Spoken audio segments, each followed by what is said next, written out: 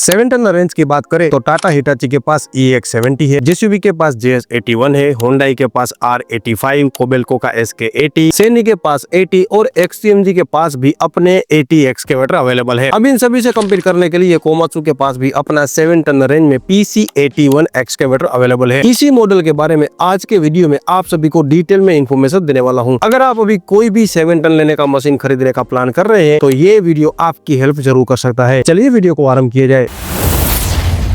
सबसे पहले मशीन के डायमेंशन के बारे में बात कर लेते हैं। कोमात्सु PC81 की टोटल ऊंचाई 8 फीट 2 इंच है, टोटल चौड़ाई 7 फीट 4 इंच है और टोटल लंबाई 19 फीट 11 इंच है। स्टैंडर्ड आर्म के साथ ये डायमेंशन को कैलकुलेट किया गया है।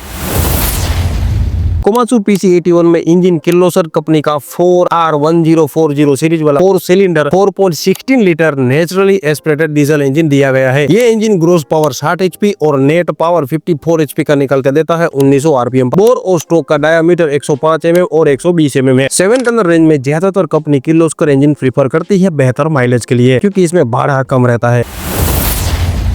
PC81 में hydraulic pump single variable displacement piston pump type दिया गया है। ये pump maximum pump flow 155 litre पर मिनट का निकाल के देता है। बढ़िया है वैसे ये हाइड्रोलिक लगभग कोमात्सु खुद के ही यूज करता है।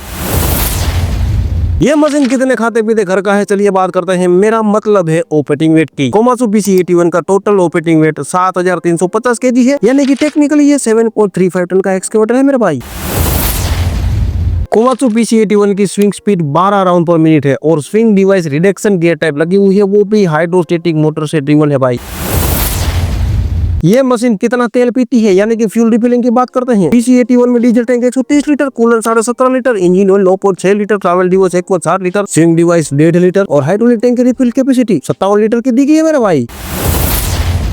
PC81 में बॉटम में 5 रोलर लगे हुए हैं और ऊपर की ओर एक रोलर लगा हुआ है। नंबर ऑफ ट्रैक शू 38 पर साइड है और ट्रैक की चौड़ाई 450 mm है। Travel device axial piston motor लगी हुई है जो कि हाइड्रोस्टेटिक मेथड से ड्राइवन है। मैक्सिमम ट्रैवल स्पीड 3.5 किलोमीटर प्रति आवर की है।